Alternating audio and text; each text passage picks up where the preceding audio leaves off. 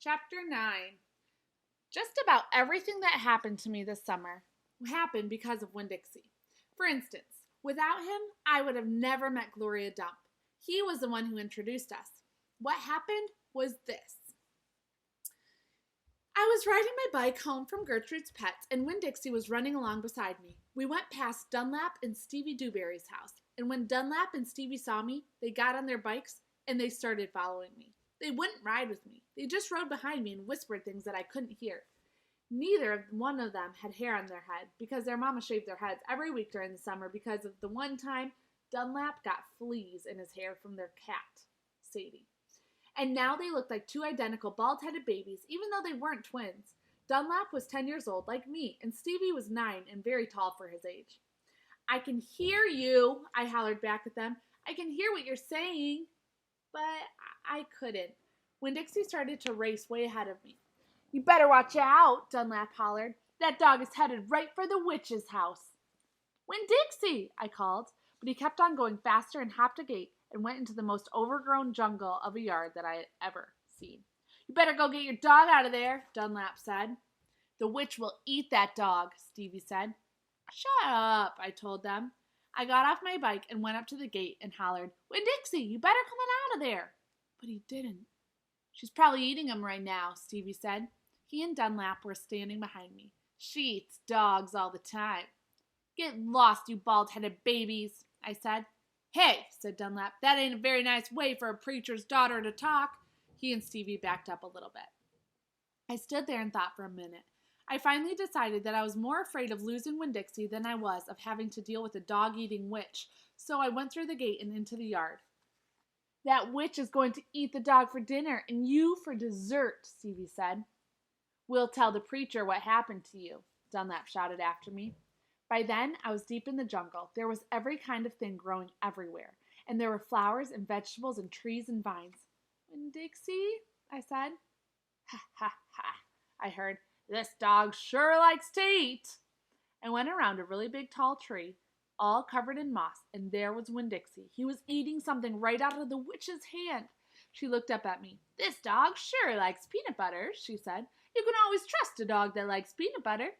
She was old with crinkly brown skin. She had on a big floppy hat with flowers all over it, and she didn't have any teeth, and she didn't look like a witch. She looked nice, and Winn-Dixie liked her. I could tell. "I'm sorry he got in your garden," I said. "You ain't gotta be sorry," she said. "I enjoy a little company." "My name's Opal," I told her. "My name's Gloria Dump," she said. "Ain't that a terrible last name? Dump." "My last name is Baloney," I said. "Sometimes the kids at school back home in Watley called me lunch meat." "Huh," Gloria Dump laughed. "What about this dog? What you call him?"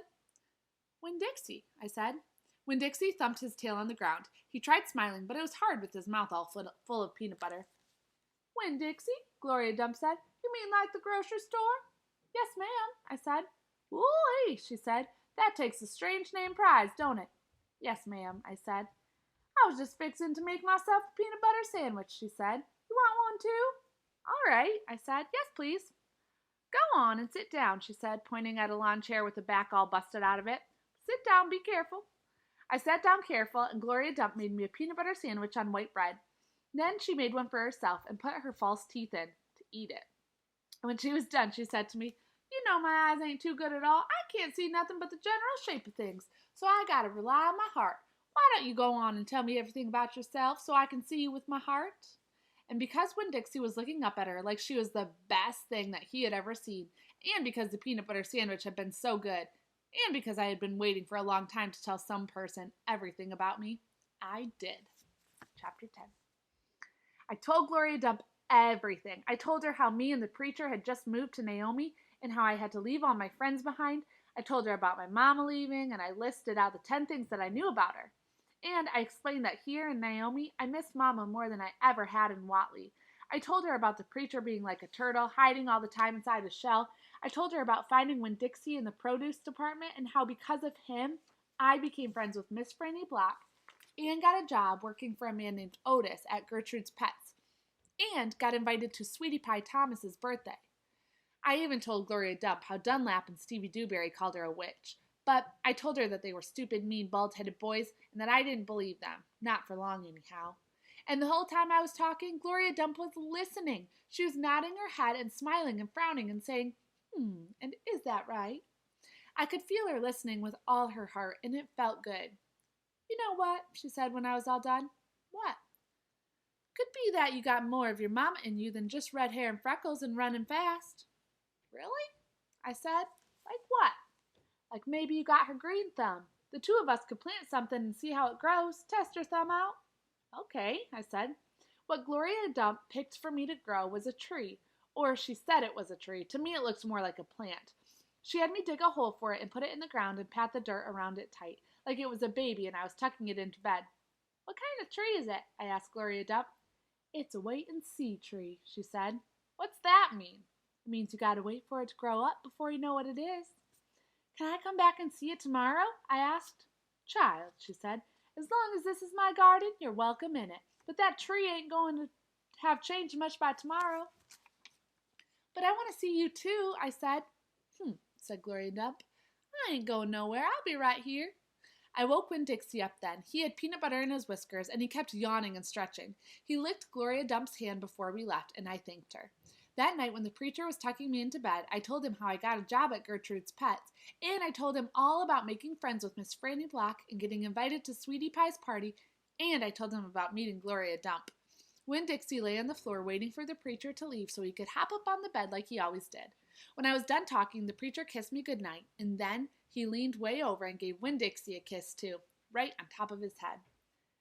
You can go ahead and get up there now, he said to Winn-Dixie. Winn-Dixie looked at the preacher. He didn't smile at him, but he opened his mouth wide like he was laughing, like the preacher had just told him the funniest joke in the world. And this is what amazed me the most.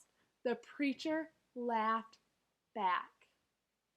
Winn-Dixie hopped up on the bed, and the preacher got up and turned out the light. I leaned over and kissed Winn-Dixie too, right on the nose, but he didn't notice. He was already asleep and snoring. All right. See you guys next time for chapters 11 and 12. Have a great, wonderful, fantastic day.